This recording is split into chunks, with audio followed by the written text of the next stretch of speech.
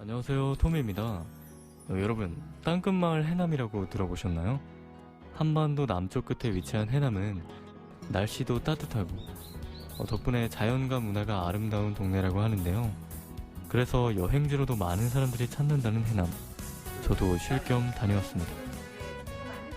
이름만큼이나 예쁘고 볼 것도 해볼 것도 많았던 해남 여행이었는데요. 저만의 도자기도 만들고 오래된 절도 가고 제주도 한라산도 보고 왔습니다.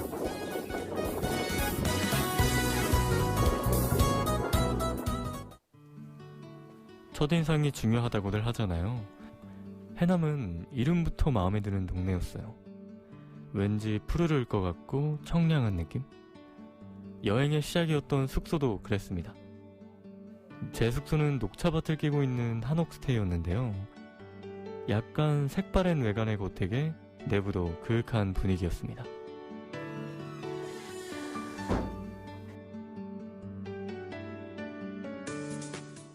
지금 여기가 어떤 곳인지 아세요?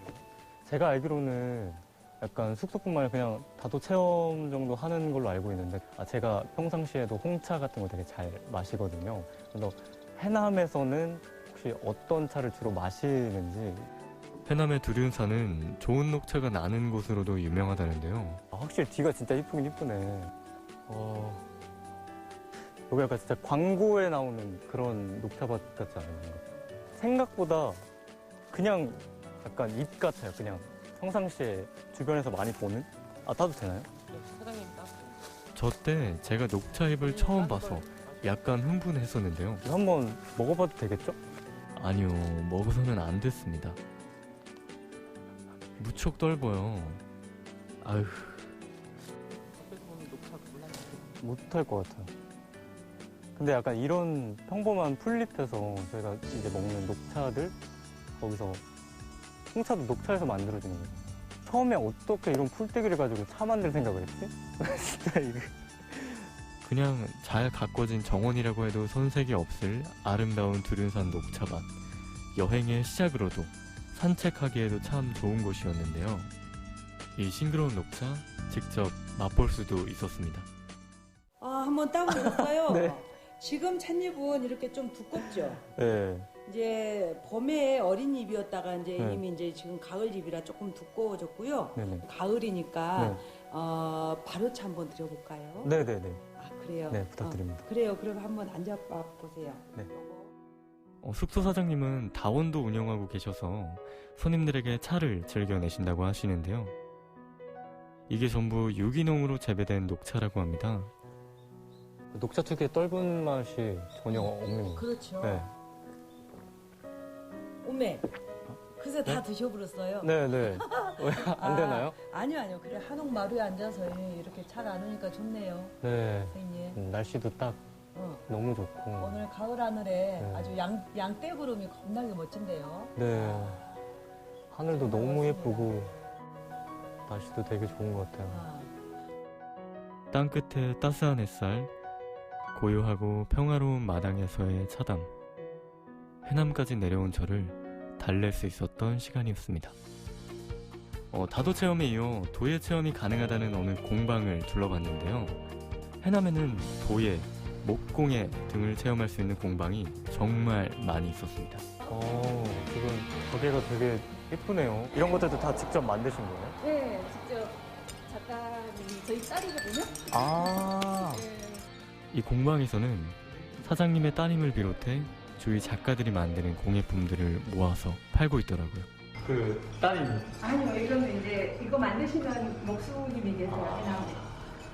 모처럼 공방에 왔으니 도예 체험을 안 해볼 수가 없잖아요. 사실 저 토미에게는 난생 처음 도전하는 도예 체험이었습니다. 처음이니까 잘 못해도 이해해 주실 거죠? 긴장이 많이 됐었는데 선생님이 친절하게 잘 가르쳐 주셔서 세상에 단 하나밖에 없는 저만의 도자기를 만들어 봤습니다. 약간 이거 TV에서 봤을 때는 되게 어려울 거라고 생각했는데 작가님과 같이 천천히 한 스텝씩 알려주시면서 이렇게 시작을 하니까 너무 재밌었어요. 실수도 되게 많이 하긴 했는데 약간 진지하게 좀 취미로 한번 시작을 해보고 싶거든요. 본인은 좀 잘하는 것 같아요? 아 저는 못하는 것 같아요. 확실하게. 저는 소질이 없는 것 같긴 한데 촉감도 되게 저는 너무 촉감이 너무 좋아가지고 되게 약간 심리적으로도 되게 막 안정감이 드는. 짜잔! 이게 바로 세상에 하나밖에 없는 토미의 도자기입니다. 제 이름을 써보도록 하겠습니다. 생각보다 저게 무척 떨려요. 한 번에 잘 써야 되니까요. 선생님 글씨 이쁘게 나올 것 같나요? 네, 잘 쓰셨어요, 생각보다. 네, 잘 배워서 네. 한 달 뒤에 보내드리겠습니다. 아, 네. 감사합니다. 제가 기다리고 있겠습니다. 네.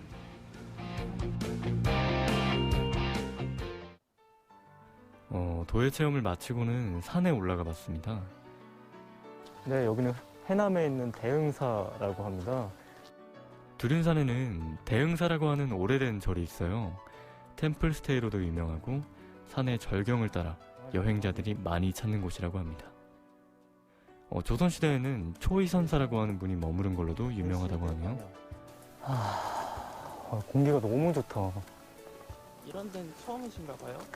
네, 항상 이제 수도권 쪽에만 있었으니까. 이 절이 어떤 데인지 아세요? 아, 그럼 알죠. 잠시만요. 지금 뭐 보시는 거예요? 아무것도 안 보였어요. 전라남도 해남군 대둔리에 위치한 대둔사라고도 합니다. 여기가. 그거 아세요? 여기 세계유산으로도 등재가 되어 있거든요. 좀 외워서 말씀하시는 거 아니에요? 위키피디아 봤습니다. 저는 디지털 친화적이니까요. 사진 말고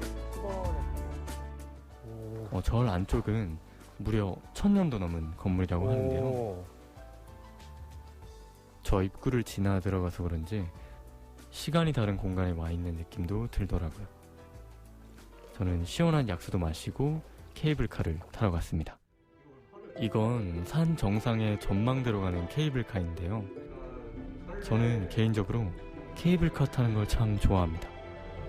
어렸을 때 약간 부모님이랑 같이 탔던 그 기억이 조금씩 나는. 그래서 뭔가 케이블카를 타면은 괜히 그때 기억 떠오르면 설레는 것 같아요. 누구에게나 동심이 어린 추억이 있잖아요. 제게는 그게 케이블카 같아요. 옛날 기억도 떠올리며 전망대를 향해 갔습니다. 그리고 약간 근데 정상이 더 추운 것 같아요. 와, 이거는 말도 안 돼. 이게 말이랑 화면으로 전달이 잘 될지 모르겠는데요. 정상에서 절경을 내려다보면 벅차오른달까? 그런 기분이 듭니다. 진짜 예쁘죠? 진짜 아쉬운 게 이렇게 마스크 쓰고 올 수밖에 없다는 게 지금 너무 아쉬운 것 같아요. 그러니까 이 공기를 진짜 마음껏 시원하게 마실 수 없다는 게 진짜 아쉬워요. 저 위의 공기는 땅이랑은 정말 달라요. 정말 맑고 시원하고 가볍거든요. 마치 여기를 위해서 저희가 돌아다닌 것 같은 그런 느낌이랄까? 지금 저기 보이는, 저는 처음에는 엄청 큰 호수라고 생각을 했거든요. 저기 보이는 수평선 전체가 바다를 하니까. 저기 있는 게 한라산이구나. 저 맨 끝에 있는 저 봉우리가 한라산인데 한라산이 진짜 크긴 크구나. 한라산이 보여?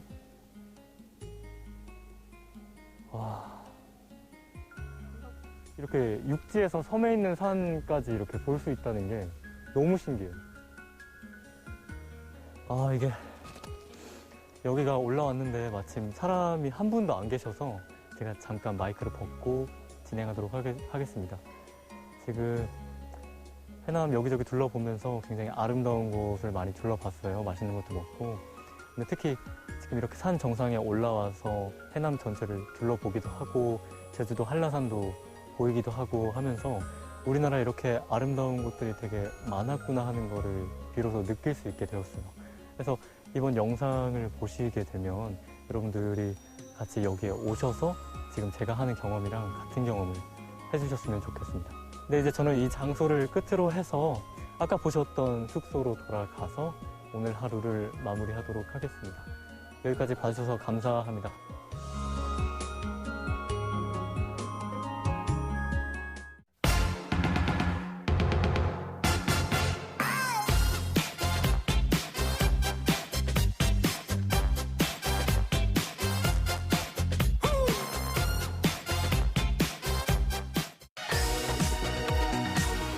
대학 수학 능력 시험이 이제 한 달 앞으로 다가왔습니다.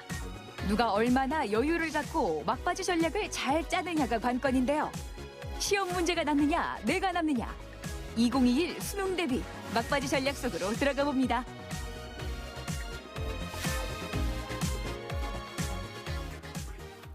온라인 계약을 하기로 했는데 한 번도 가보지 않은 길이라 첫 등굣길, 마스크를 쓴 고3 학생들이 거리를 유지한 채 학교 건물 앞에 길게 늘어섰습니다. 12월 3일, 단 하루만을 위해 묵묵히 달려온 대입 수험생들. 하루 24시간을 그 어느 때보다 촘촘히 쓰고 있을 텐데요. 코로나19 때문에 수능 일정이 미뤄지면서 그냥 모든 대학 입시 일정이 다 미뤄졌어요. 그래서 이게 자기 원래 하던 대로 하려는 학생들이 자기 페이스도 좀 잃고 그래서 좀 무너지는 경우를 몇 번 봤고요. 이 마스크도 이게 조금만 힘들어도 신경 쓰이는 게 고3인데 자꾸 뉴스도 그렇고 사회적으로도 계속 안 좋은 얘기가 나오니까 점점 힘 빠지는 기분입니다. 입시 준비에 끝이 어디 있겠어요. 하지만 이제 마지막 점검을 해가야 할 시기인데요. 수능 30일 남았으니까 31로 해서 주요 꿀팁을 알려드리고자 합니다. 네, 운 띄우겠습니다. 3은 바로 3시간 더 공부하기인데요. 내가 지금부터 3시간 더 공부하면 과목당 10점이 올라간다는 마음으로 공부를 하면 충분히 좋은 성적을 기대할 수 있어요. 10에서 10은 10일 동안 남은 공부를 이야기하는데요. 괜히 어려운 문제, 새로운 문제를 풀다 보면 자신감도 떨어지게 되거든요. 그래서 아는 문제를 풀게 되면 내가 어느 부분에 근거가 있고 어떻게 풀었던지를 기억하기 때문에 훨씬 좋은 성적을 기대할 수가 있어요. 하루 3시간 더 아는 문제 위주로 정리하는 게 좋다는데요. 그렇다면 하루 전날엔 어떻게 하면 좋을까요? 1은 이제 1일이죠. 바로 하루 전이거든요. 괜히 떨고 이렇게 하지 말고 잠을 청하되 잠이 오지 않더라도 눈을 조금 감는 것도 훌륭한 연습이 됩니다. 그래도 잠이 오지 않으면 우유를 따뜻하게 데워서 먹는 것도 한 방법인데요. 물론 1등급 우유라 해야 되겠죠. 새벽부터 밤까지 의자에 앉아있는 수험생들. 자세도 흐트러지기 쉬운데 허리 건강은 괜찮을까요? 바르지 못한 자세를 한다면 목과 허리의 통증을 유발할 수 있습니다. 이는 집중력의 저하로 이어질 수 있고 더불어 서 있을 때보다 앉아 있을 때 훨씬 많은 허리에 부담이 되기 때문에 바르지 못한 자세는 디스크나 척추 측만증을 유발할 수 있다는데요. 척추의 S라인 살리는 비법 들어봤습니다. 틈틈이 스트레칭을 하는 것이 중요합니다. 많은 연구에서 가능하다면 30분 이상 자리에 앉아있지 말라는 보고가 있습니다. 중간중간 자리에서 일어나는 것이 좋은데 척추의 부담을 줄여줄 수 있는 미세 휴식입니다. 장시간 앉아있어 뭉친 허리 근육에는 이 동작이 효과적인데요. 반대편 손으로 반대쪽 다리나 의자를 잡고 발을 쭉 넘겨주면 통증 완화에 도움을 준다고 하네요. 손을 넘겨주실 때 이 얼굴까지 오른쪽 바닥을 보시면 돌려주시면 좋고요.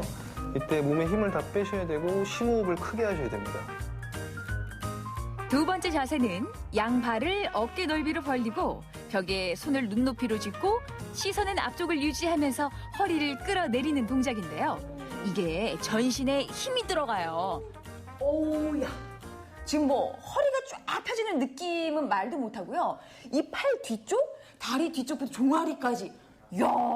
이게 전신 스트레칭이라서요. 머리부터 발끝까지 스트레칭이 됩니다. 어느 부위로 한정된 게 아니라서 자주 해주시면 정말 효과 좋습니다. 시험 당일 도시락 고민도 많으시죠? 이 시험을 앞두고 뭔가 좀 더 특별한 밥상을 좀 차려주고 싶다. 엄마들 마음이 그렇거든요. 특히나 시험날 먹는 도시락만큼은 좀 더 챙겨야지. 어떻게 좀 좋을까요? 그날은 신경 써서 소화도 안 되잖아요. 오히려 평상시 먹던 부드러운 반찬과 그다음에 조금 더 영양스러운 영양이 가미된 그런 반찬을 준비하면 어떨까 해요. 첫 번째 도시락은 한식입니다. 소 불고기 양념에 재워둔 너비아니를 구워주는데요. 부위도 잘 선택하는 게 좋대요. 불고기 할 때는 우둔살 쪽을 많이 쓰는데요. 소화에 신경 써서 채끝살, 살치살 이런 부위를 하면 조금 더 부드럽고 더 담백하게 드실 수 있으세요. 다음은 다음은 도시락 단골 메뉴죠. 바삭한 맛 일품인 멸치볶음인데요. 볶아주는 이유가 그 비린내 안 나기 위해서 거기에다가 성주 한 스푼을 넣고 볶아주시면 비린내 완전 제거할 수 있어요. 여기에 간장, 설탕, 청주를 넣고 양념 소스를 만들어주는데요. 영양 만점 견과류도 들어갑니다. 처음부터 멸치를 넣고 볶아주면 멸치 간이 짜질 수 있기 때문에 맨 마지막에 볶아둔 멸치를 넣어준다는데요. 시험날 특별한 음식을 먹기보다는 늘 먹던 집밥, 식어도 맛이 좋은 한식 도시락 좋겠죠. 수험생이 된 기분으로 한번 들어보실래요? 수험생 다시 하라면 하기 싫을 것 같지만 그 기분을 좀 담뿍 담아서 시험날 소화 안 된다, 점심을 거르거나 빵이나 우유를 사가는 친구들도 있는데요. 요 메뉴 딱이에요. 부드럽네요. 이래서 씻는데도 부담 없이 먹으라고. 채끝살이라 식어도 부드럽고요. 수험생들이 신경 안 쓰게 부드럽게 맛있게 드실 수 있어요. 멸치볶음이야 뭐 두말하면 잔소리죠. 정말 꼭 단짠 바삭하게 그냥 볶은 그 맛도 그렇고 이것은 계속 집어먹게 될 것 같아. 네. 다음은 브런치 느낌의 도시락입니다. 먼저 유부초밥부터 만들어 볼게요. 밥에 단천물을 넣고 비벼줍니다. 속에 야채를 넣다 보면 볶아서 넣잖아요. 그럼 또 기름도 좀 들어가고 그래서 오늘은 최대한 담백하게 상큼한 유부초밥을 만들 거예요. 입맛 없을 때 달콤새콤한 유부초밥 좋죠. 이번엔 영양가를 조금 올려볼까요? 달걀, 우유, 마요네즈를 섞은 에그 스크럼블을 준비하고요. 기름기 쫙 뺀 참치도 곁들여줍니다. 유부초밥 위에 토핑으로 올려주면 어렵지 않게 메뉴 하나가 완성됩니다. 그리고요, 주먹밥도 만들어 볼 텐데요. 쑥갓이 들어가요. 와, 우리 국물 요리할 때나 이렇게 쑥갓을 쓰는 줄 알았어요. 쌈채로 쓰고. 아주 상큼한 주먹밥이 만들어질 거예요. 쑥갓을 다져 넣은 주먹밥. 향기가 좋아요. 그리고 밥이 싫은 아이들에겐 간단한 샌드위치도 좋은데요. 이 바르는 스프레드가 중요할 것 같은데. 연유와 녹인 버터로 해서요. 아주 달콤하고 고소하고 살짝 짭조름한 맛있는 소스예요. 이 샌드위치의 비법이에요. 네. 여기에 햄, 치즈, 달걀을 올리면 부드러운 샌드위치가 완성됩니다. 이젠 소화가 안 돼서 또 먹기 너무 부담스러워서 도시락 안 싸간다는 말 나오지 않겠죠? 저는 이 쑥갓 주먹밥에 손이 먼저 가더라고요. 야, 이거는 벨려고 입에 대는 순간에 그 쑥갓의 향기가 너무 좋아요. 유부초밥은 위에 토핑만 바꿔주면 또 다른 분위기를 즐길 수 있겠더라고요. 그리고 이 샌드위치는 기분 좋아지는 맛이랄까요? 요리해서 달콤하면 기분 좋아진다 말을 하는 거고 먹기도 간편하고요. 네. 소스도 흐르지 않고요. 그러게. 요 도시락만 받아도 글쎄 한 문제 아니 한 10문제 정도는 생각이 막 날 것 같은데 그쵸? 정답에 보일 것 같아요. 네. 다시 한번 돌아가 볼까요? 네. 주사위는 던져졌습니다. 남은 건 누가 얼마나 덜 긴장하고 마무리를 잘 하느냐는 건데요. 고3 수험생 그리고 재수생 여러분, 결승선이 얼마 남지 않았습니다. 마지막까지 조금만 더 힘내세요.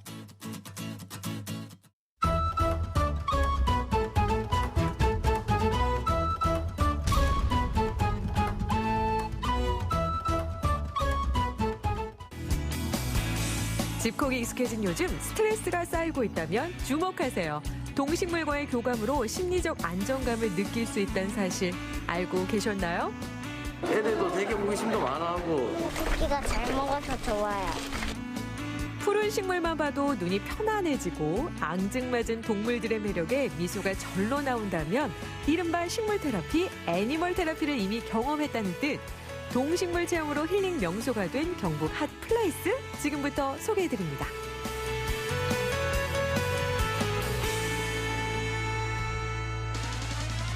먼저 찾은 곳은 경북 예천의 한 식물원. 이곳에 신통방통한 매력으로 이목을 집중시킨 묘한 식물이 있다는데요. 야야야 내 나이가 어때서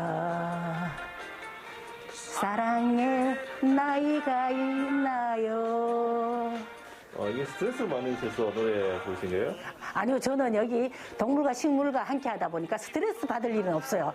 식물들이나 동물들이 음악을 좋아해서 제가 이렇게 음악을 들려주고 있답니다.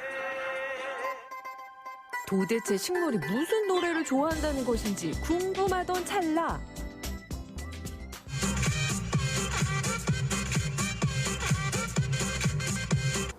무초라는 식물인데요. 음악 소리에 맞춰서 얘가 흔들흔들 까닥까닥 음악에 춤을 추는 식물이에요. 근데 모든 음악에 반응을 잘하는 건 아니고요. 여자 목소리나 또 아기들 목소리, 그리고 음악도 높고 낮음이 뚜렷한데 반응을 더 잘해요. 노래에 반응하는 식물이라니 볼수록 말문이 턱 막히는 광경. 신기하다, 신기해.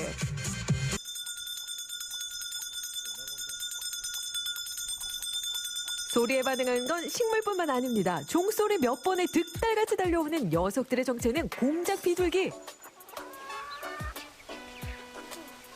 여러분들이 오셔서요, 여기서 편안하게 쉬면서 힐링할 수 있는 그런 공간이 되었으면 해서 이렇게 꾸몄습니다. 그렇습니다. 이곳은 식물과 동물이 사이좋게 살고 있는 체험 교육 농장인데요. 희귀식물은 물론 미니 돼지며 얼마 전 올챙이가 태어났다는 개구리 가족에 마당을 자유분방하게 뛰는 닭들까지 모두 한자리에서 만날 수 있습니다. 지역 내에선 아름아름 입소문난 작은 힐링 공간이라고 할 수 있죠.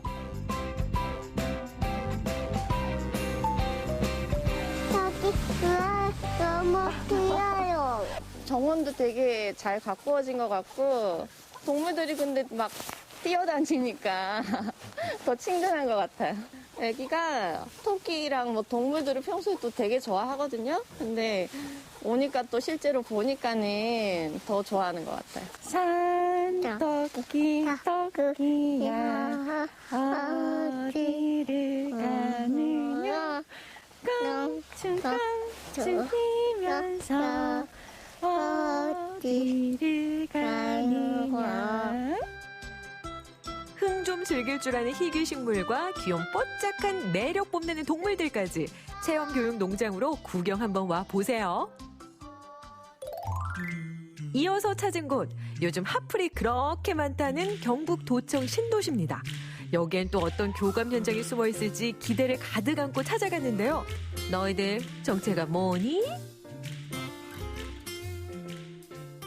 그 아빠랑 같이 여기 길 주변 지나고 있는데 여기 아빠께서 파충류 카페 생겼다 그래가지고 한번 호기심에 여기 와보고 싶었는데 오늘 기회가 돼서 오게 됐어요. 그럼 처음 왔어요?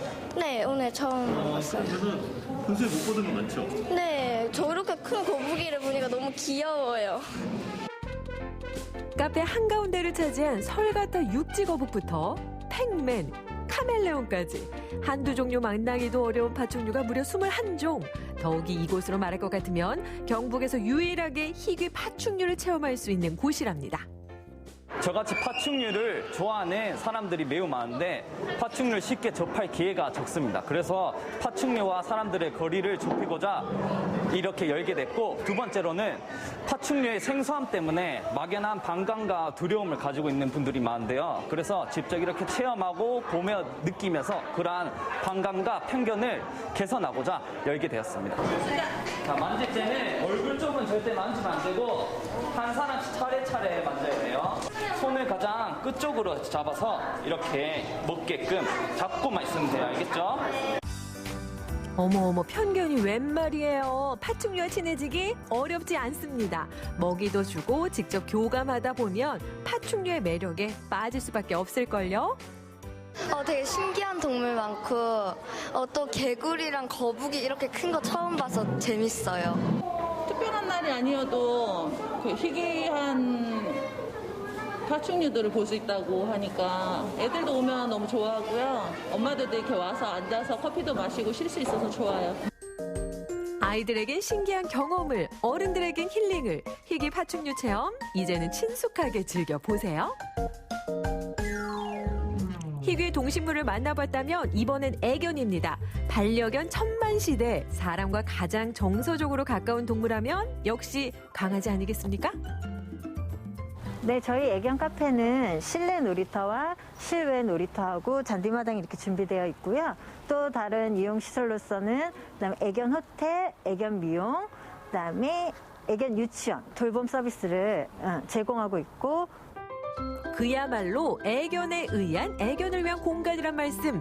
견공들이 최고로 애정하는 잔디 마당을 비롯해서 유치원과 호텔, 뷰티샵까지 특급 서비스도 서비스지만 강아지를 키우지 않아도 교감하기 위해 찾는 사람들이 그렇게 많다는군요.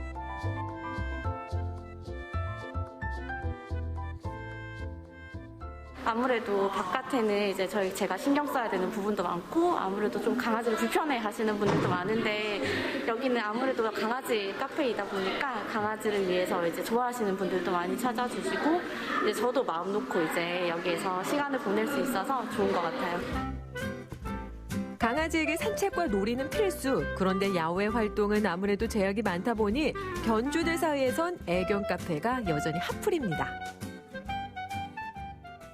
보통 20대, 30대 젊은 분들 많이 오시고, 초등학생, 중학생, 고등학생, 그리고 애견을 키우시는, 반려견을 키우시는 모든 분들은 대부분 이용 고객이세요. 한편 이곳엔 아픈 사연을 가진 강아지도 있는데요. 이 강아지는 지금 말티즈로서 이제 옥동에서 이제 배회하고 있는 걸 저희가 이제 데리고 와서 이제 공고를 올렸죠. 이제 공고를 올렸는데 아직 주인을 찾지 못했어요. 찾지 못해서 저희가 임시로 이렇게 보호를 하고 있어요, 카페에서. 근데 이제 지금은 이제 새로운 주인을 찾아줘야 될 것 같아요. 2kg대고 여아예요. 아주 착하고 얌전해요. 좋은 엄마를 만났으면 좋겠습니다. 모든 견공이 행복한 그날까지 애견 카페의 문은 활짝 열려 있습니다. 여러분도 심리적으로 치유되는 느낌 경험해 보세요. 코로나 시대, 쌓여가는 스트레스가 걱정이라면 동식물을 통한 정서 교감으로 심리적 안정감을 찾아보시면 어떨까요?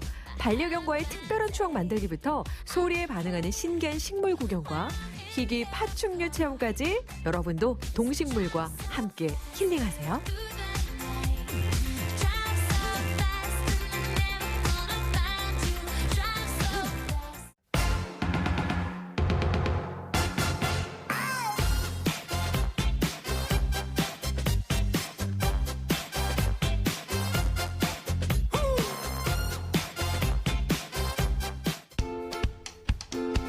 아시아 문학인들이 모여 아시아 문학의 역사를 말하는 아주 특별한 축제가 열렸습니다. 문학으로 하나 되는 아시아 2020 아시아 문학 페스티벌 함께 만나보시죠. 올해로 3회를 맞은 2020 아시아 문학 페스티벌. 이 문학 페스티벌엔 어떤 의미가 담겨 있을까요?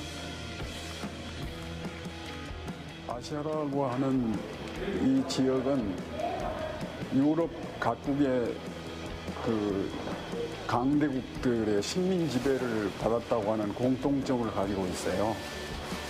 그래서 식민 지배를 받는 동안에 자유억압당하고 많은 박해를 받고 착취를 당했는가 하는 그런 아픔의 그 세월들을 살았으니까 그것을 문학적으로 승화한 그 문학 작품들을 우리들이 공유하면서 살아갈 만한 가치가 있는 세상을 꿈꾸는 문학 축제를 가져야 한다. 이번 문학 페스티벌에는 아시아 내 11개국 30여 명의 작가들이 참여했는데요. 아시아를 상징하는 다양한 의미들로 매년 새롭게 주제가 선정됩니다. 올해의 주제는 아시아의 달입니다.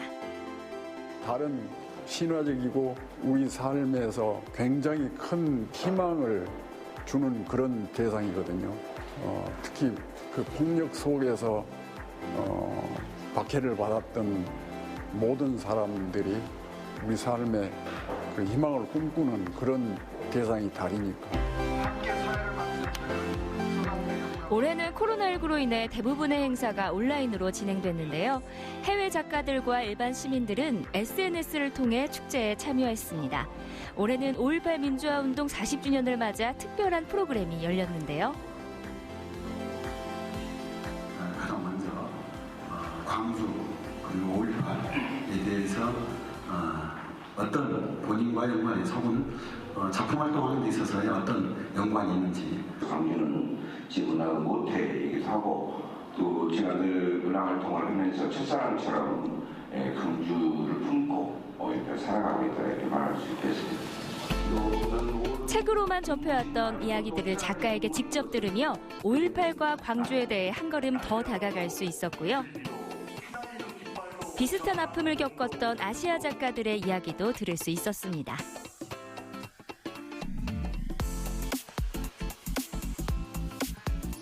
아시아 작가들 가운데서도 특히 굉장히 문학적 성취를 이룬과 동시에 민주화를 위해서 굉장히 각국에서 활발한 싸움을 하시거나 또는 의미 있는 저항을 하시는 그런 뛰어난 작가님들, 특히 여성 작가님들을 대거 모시게 된 것이 이번 제3회 아시아 문학 페스티벌의 두드러진 특징이라고 할 수가 있겠습니다. 신화와 여성을 부제로 펼쳐진 이 페스티벌에서는 여성 작가들이 여성을 주제로 소통하는 시간이 마련됐습니다. 프랑스의 노벨문학상 받은 르클레 지오가 이런 말을 했어요. 가장 평등한 교류는 문학교류다. 왜냐하면 비용이나 또는 어떤 이익을 따지지 않고 가장 순수한 마음에서 온전하게 하나의 문화와 하나의 문화가 옮겨가고 또 접해지는 거거든요. 그런 면에서 우리가 아시아 작가들이 서로 만난다는 것은 단순히 작가가 만나는 것이 아니라 아시아 각각의 문화가 서로의 문화를 향해서 대등하게 만나고 또 서로에게 전달된다는 데서 의미가 깊다고 생각합니다. 아시아 각국 작가들의 활동 모습을 담은 다큐멘터리가 상영됐는데요. 직접 오지 못하는 아쉬움에 영상 속에 많은 메시지를 담았습니다. 아시아 작가들을 직접 초청하지 못하지 않습니까? 그래서 아시아 작가들이 갖고 있는 작품 세계며 그동안 어떤 데 관심을 갖고 있는지 영상으로 꾸며서 제가 소개해드리게 되는 프로그램입니다. 아시아가 가진 전쟁의 아픔과 폭력 속에서 인류의 끈을 이어준 여성이란 존재에 대해 느낄 수 있는 시간이었는데요. 제2의 아시아 문학상을 받은 베트남의 소설가 바오닌의 전쟁의 슬픔을 쓴 바오닌 작가가 있는데요. 자기가 베트남 전쟁에 참가해서 어떤 일을 겪었고 그것을 문학적으로 어떻게 승화시키는지 그런 이야기도 해주실 것이고요. 실시간으로 아시아 작가들과 시민들이 만나는 시간도 가졌습니다. 뿐만 아니라 축제 기간 동안 시민들이 참여할 수 있는 다양한 프로그램들이 마련됐는데요. SNS를 통해 1일 100일장이 진행됐고요. 아시아 문학 100년의 역사를 한눈에 볼 수 있는 전시회도 열렸습니다.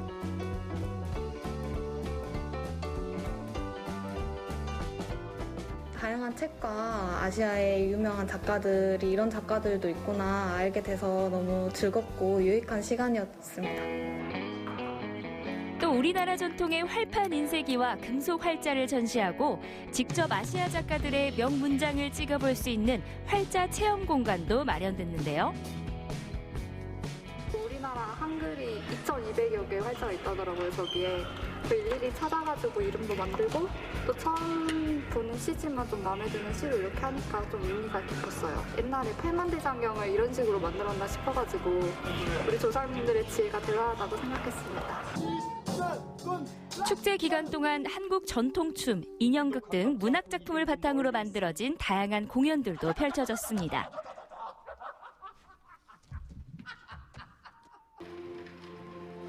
특별 인터뷰로 맨부커상을 수상한 한강 작가를 만날 수 있었는데요.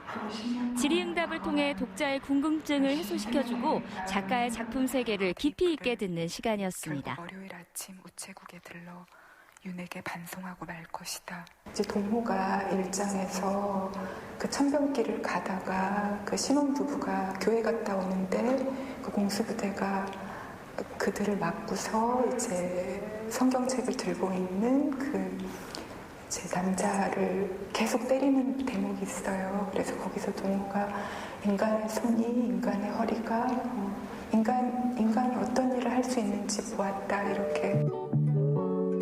1980년 5월 희생된 영혼을 기리는 공연 찬을 끝으로 4일간의 문학 페스티벌이 마무리됐는데요. 올해의 아시아 문학상을 방글라데시 작가 샤힌 아크타르의 여자를 위한 나라는 없다에 수여하기로 결정했다. 아시아 문학상을 받은 작가의 소감도 방글라데시에서 라이브로 전했습니다. 올해 2020 제3회 아시아 문학 페스티벌에서는 정말 문학적 성취를 이룬 뛰어난 아시아 작가님들을 모시고 뜨거운 그 페스티벌을 열고자 했었는데 코로나로 인해서 못하게 됐는데 그 점이 일단 제일 먼저 아쉽기도 하고 서운하기도 합니다.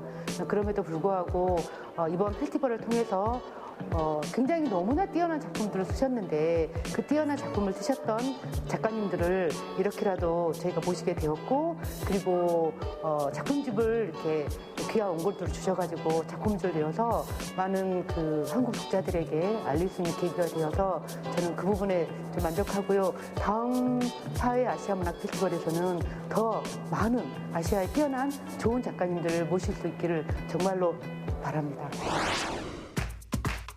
현장에서 직접 만날 수 없었지만 문학이라는 매개체로 작가와 시민들 모두 뜨겁게 타올랐던 2020 아시아 문학 페스티벌. 내년엔 꼭 직접 만날 수 있길 바랄게요.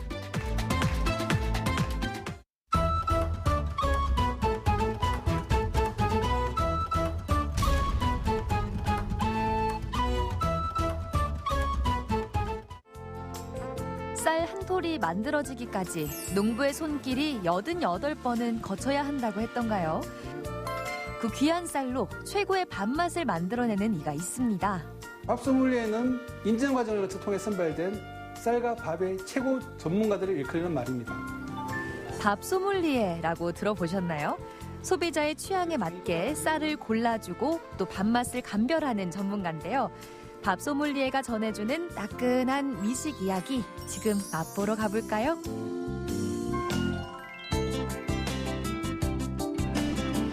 코로나로 인해 외식보다 집밥이 일상이 된 요즘 밥에도 맛의 중요성을 따지는 소비자들이 늘어나면서 쌀도 커피콩처럼 취향에 맞게 골라 사 먹는 시대가 됐습니다.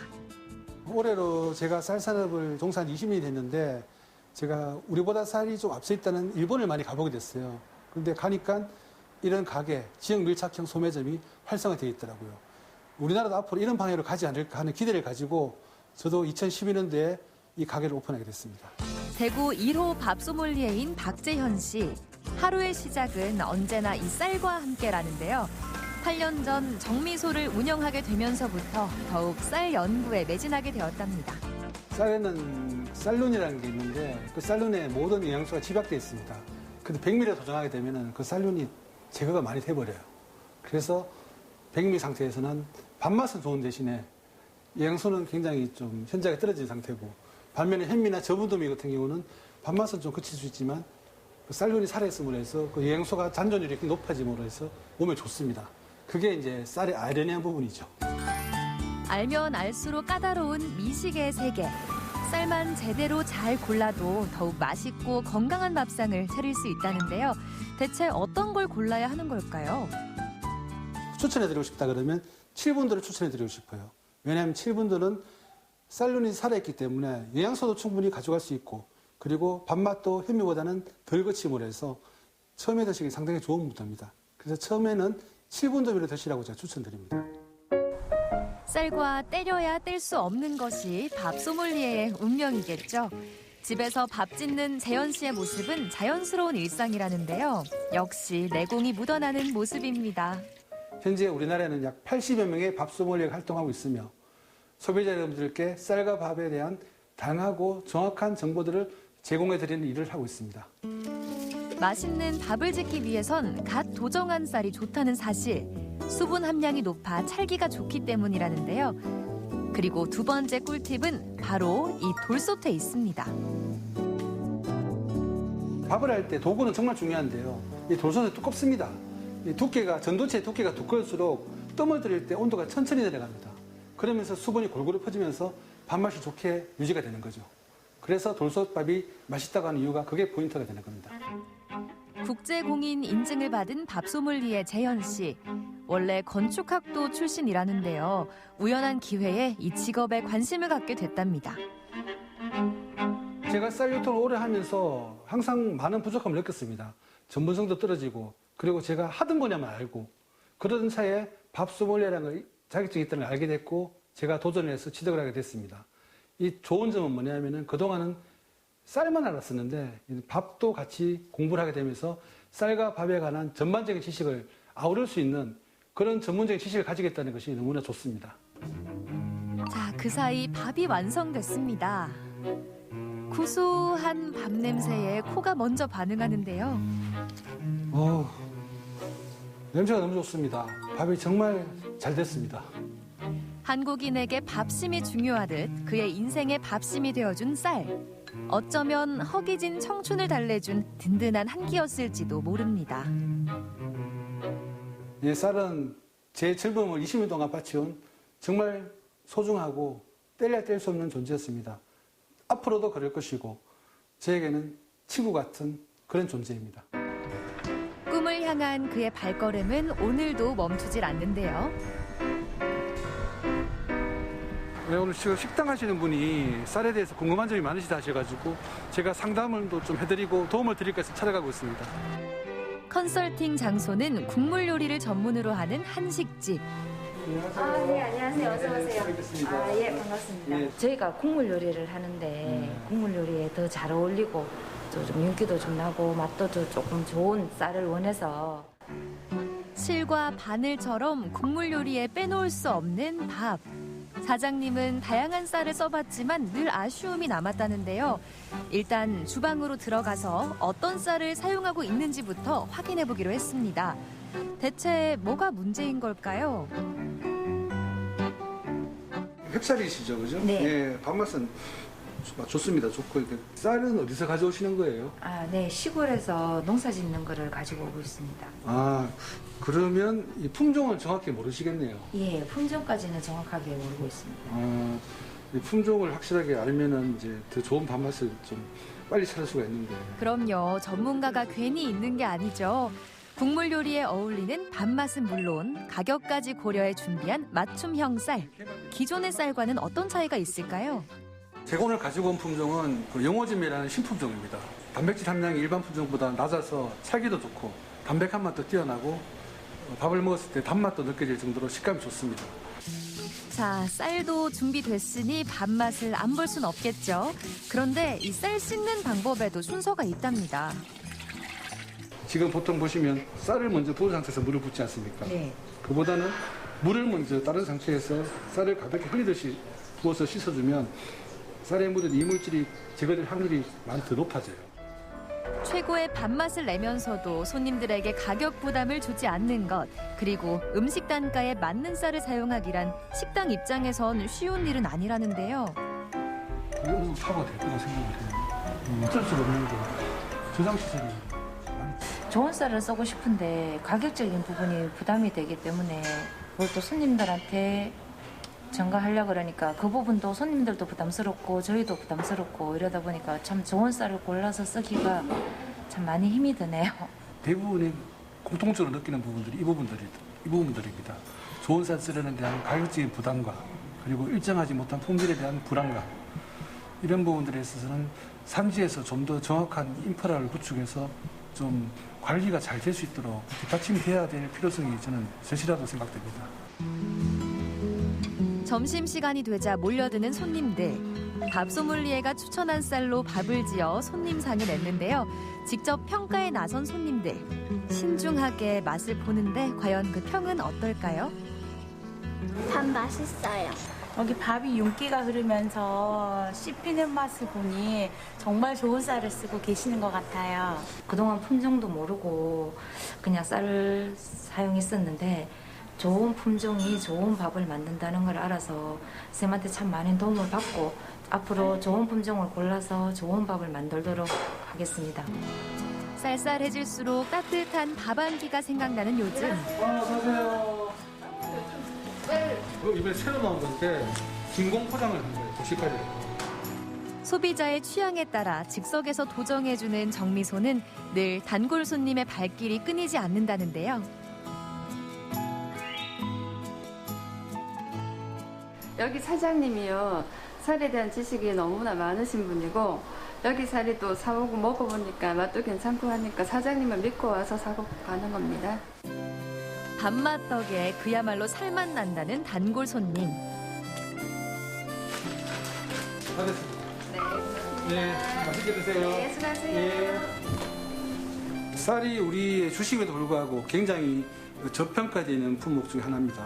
그래서 저는 우리 소비자분들이 좀 더 좋은 쌀을 다양한 정보를 가지고 맛있게 드실 수 있도록 그런 어떤 매개체 역할을 하는데 제가 충실히 하고 싶고요.